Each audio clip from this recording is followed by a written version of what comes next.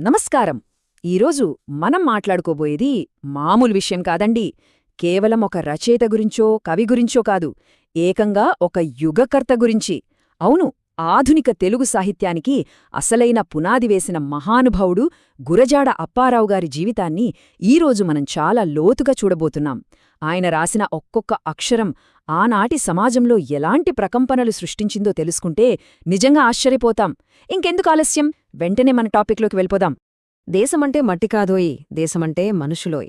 ఈ మాటలు వినగానే మనలో తెలియని ఒక రోమాంచం కలుగుతుంది కదూ. దాదాపు 150 ఏళ్ల క్రితమే, అంటే ఆ కాలంలోనే దేశభక్తి అంటే ఏంటో, మానవత్వం అంటే ఏంటో ఇంత సూటిగా, ఇంత బలంగా చెప్పారంటే ఆయన ఆలోచనా విధానం ఎంత గొప్పదో అర్థం చేసుకోవచ్చు. ఇవి కేవలం కవితలో వాక్యాలు కాదండి, అదొక పెద్ద మేలుకొలుపు. అసలు ఇంతటి ప్రగతిశీల ఆలోచనలు ఆయనకు ఎలా వచ్చాయి? ఈ ప్రయాణం ఎక్కడ మొదలైందంటారు? మరి ఇంతటి మహానుభావుడి ఆరంభం ఎలా జరిగిందో, ఆయన మూలాలు ఎక్కడున్నాయో ఇప్పుడు చూద్దాం. అసలీ కథంతా 1862లో విజయనగరం దగ్గర మొదలైంది. అక్కడే గురజాడవారు జన్మించారు. చిన్నప్పటినుంచే ఆయనకు చలువంటే ఎక్కడలేని ఆసక్తి ఉండేదట. ఆ పిచ్చి ఆయనను ఎక్కడికో తీసుకెళ్ళింది. యవ్వనంలోకొచ్చేసరికి ఆయన తెలుగు, సంస్కృతం, ఇంగ్లీష్ ఇలా ఎన్నో భాషల్లో పట్టు సాధించారు.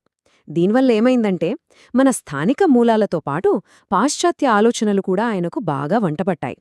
ఆ అపారమైన జ్ఞానమే సమాజాన్ని ఒక కొత్త కోణంలో చూసే శక్తిని ఆయనకు ఇచ్చిందని చెప్పుకోవచ్చు. అలా జ్ఞానాన్ని సముపార్జించిన గురజాడగారు ఒక ఉపాధ్యాయుడుగా తన ప్రయాణం మొదలుపెట్టారు. కాని ఆయన దృష్టి కేవలం బడికే పరిమితం కాలేదు. అప్పటి సమాజంలో దాగున్న చీకటి కోణాలను ఆయన చాలా నిశితంగా పరిశీలించారు. తన చుట్టూ ఉన్న సమాజాన్ని ఆయన ఒక కెమెరాలాగా గమనించడం మొదలుపెట్టారు. అప్పుడు ఆయనకు 3 భయంకరమైన నిజాలు కనిపించాయి. మొదటిది, అణగారిన వర్గాలపై జరుగుతున్న దారుణమైన అన్యాయాలు. రెండోవది, సమాజాన్ని గుడ్డిగా పట్టిపీడిస్తున్న మూఢనమ్మకాలు. ఇక మూడోవది, ఆయన మనసును అత్యంత తీవ్రంగా కలిచివేసిన విషయం, బాల్య వివాహాలు. ఏమీ తెలియని పసిపిల్లల మెడలో బలవంతంగా తాళికట్టించి వాళ్ల జీవితాలను నాశనం చేస్తున్న ఆ దురాచారాన్ని చూసి ఆయన రక్తం మరిగిపోయింది. ఇవి ఆనాటి సమాజంలో ఉన్న పచ్చి నెత్తుటిగాయాలు. ఈ చీకట్ని ఎలాగైనా తరిగికొట్టాలని ఆయన గట్టిగా నిర్ణయించుకున్నారు. మరి ఆ చీకటిని పారద్రోలడానికే ఆయన ఎంచుకున్న మార్గమేంటో తెలుసా? అక్కడే పుట్టింది కన్యాశుల్కం అనే ఒక అద్భుతమైన కళాఖండం. ఈ సమాజపు రుగ్మతలను పోగొట్టడానికి ఆయన కత్తి పట్టలేదండి, కళాన్ని చేతపట్టారు. అసలు ఈ కన్యాశుల్కమంటే ఏంటో మనం ఖచ్చితంగా తెలుసుకోవాలి. పసిపిల్లలైన ఆడపిల్లలను, వయసైపోయిన ముసలివాళ్లకు పెళ్లి పేరుతో డబ్బుకు అమ్ముకునే ఒక భయంకరమైన చారిత్రక దురాచారమది. ఈ దారుణం వల్లే బాల్య వివాహాలు అనే విషాద చక్రం ఆగకుండా తిరుగుతూ ఉండేది. దీన్ని గుడ్డిగా పాటిస్తున్న సమాజం కళ్ళు తెరిపించడానికి గురజాడవారు సంధించిన బ్రహ్మాస్త్రమే ఈ కన్యాశుల్కం నాటకం. ఈ సమస్య మీద ఆయన ఎంత నిర్భయంగా దాడిచేశారో ఆ నాటకం చూస్తే మనకు ఇట్టే అర్థమైపోతుంది. ఇక ఈ నాటకంలో మనం ఖచ్చితంగా మాట్లాడుకోవలసిన పేరు గిరీశం. అబ్బో, ఈ గిరీశం పాత్ర సృష్టించిన సంచలనం అంతా ఇంతా కాదండి. ఆనాటి సమాజంలో పైకి మాత్రం నీతులు చెప్తూ లోపల మోసాలు చేసే నకిలీ మేధావులను, బూటకపు సంస్కర్తలను ఆయన ఈ పాత్ర ద్వారా బట్టబయల్చేశారు. దానికి అద్భుతమైన హాస్యాన్ని, ఒక పదునైన వ్యంగ్యాన్ని జోడించారు. అలా పుట్టిన ఈ గిరీశం పాత్ర తెలుగు నాటక రంగంలోనూ, సాహిత్యంలోనూ ఒక పెద్ద విప్లవానికే నాంది పలికింది. అంటే సామాన్యులను నవ్విస్తూనే వాళ్ల ఆలోచనల మూలాలను కదిలించారన్నమాట. ఆయన తీసుకొచ్చిన మార్పు కేవలం నాటకాలకే పరిమితం కాలేదు. సాహిత్యమనేది ప్రజల భాషలో ఉండాలని, భాషా అడ్డంకులను బద్దలు కొట్టాలని ఆయన చేసిన కృషి ఇప్పుడు చూద్దాం. సాహిత్యమంటే ఎలా ఉండాలి? ఏదో కొద్దిమంది పండితులకు మాత్రమే అర్థమయ్యేలా కష్టమైన పదాలతో ఉండకూడదని ఆయన బలంగా నమ్మారు. ఆ రోజుల్లో అంత క్లిష్టమైన గ్రాంధిక భాషే రాజ్యమేలుతుండేది. సామాన్యులకు అది అస్సలు అర్థమయ్యేది కాదు. అందుకే ఆయన వాడుక భాష, అదేనండి, వ్యవహారిక తెలుగును భుజాన వేసుకున్నారు. మనం రోజువారీ మాట్లాడుకునే భాషలోనే అద్భుతమైన సాహిత్యాన్ని రాయొచ్చని ప్రాక్టికల్గా నిరూపించారు. దీనివల్లేమైందంటే ఆయన చెప్పాలనుకున్న సందేశం నేరుగా సామాన్యుడి గుండెల్లోకి దూసుకుపోయింది. అక్షరాలకు నిజమైన స్వేచ్ఛ వచ్చిందప్పుడే.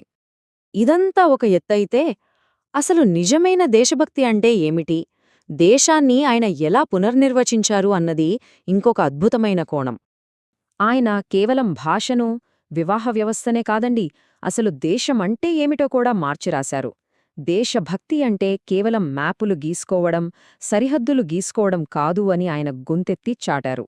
అందుకే మనం మొదట్లో చెప్పుకున్న మాటలను ఒక్కసారి మళ్ళీ గుర్తుచేసుకుందాం. దేశమంటే మట్టి కాదోయ్, దేశమంటే మనుషులోయ్. ప్రజలంతా సంతోషంగా, ఆరోగ్యంగా, విద్యావంతులై ఉంటేనే కదా దేశం బాగున్నట్లు. సాటి మనుషుల పట్ల కనీస ప్రేమ, సానుభూతి లేకుండా దేశాన్ని ప్రేమిస్తున్నామని చెప్పుకోవడం ఎంత అర్ధరహితమో ఈ ఒక్క వాక్యంలో ఆయన తేల్చి చెప్పారు. ఇన్ని దశాబ్దాలు గడిచినా దేశభక్తి అనగానే మనకు ముందుగా గుర్తొచ్చే వాక్యం ఇదే అంటే ఆ మాటల్లో ఎంతటి శక్తి దాగుందో మనమిట్టే అర్థం చేసుకోవచ్చు. సో ఇదంతా చూశాక గురజాడ అప్పారావు గారి అద్భుతమైన వ్యక్తిత్వాన్ని మనం ముఖ్యంగా 3 కోణాల్లో చూడొచ్చు.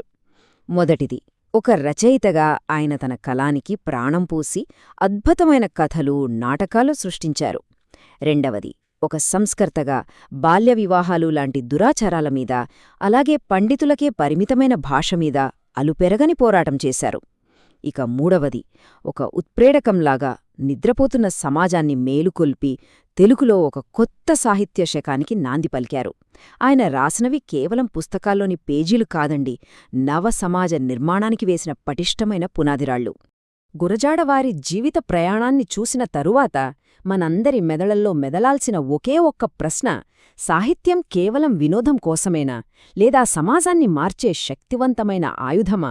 ఖచ్చితంగా అది ఒక ఆయుధమే అని గురజాడ అప్పారావు గారు తన జీవితం ద్వారా నిరూపించారు. ఒక మంచి మాట, ఒక గొప్ప రచన ఎంతోమంది ఆలోచనల్లో ఎంతటి వెలుగు నింపగలదో ఈనాటి మన విశ్లేషణ ద్వారా స్పష్టమైందని ఆశిస్తున్నాను. మనం చదివే ప్రతి అక్షరానికి ఉన్న శక్తిని గుర్తిద్దాం, ఒక సానుకూలమైన మార్పు వైపు అడుగులు వేద్దాం. మరిన్ని ఆసక్తికరమైన విషయాలతో మరొక విశ్లేషణలో కలుద్దాం. అంతవరకు సెలవు.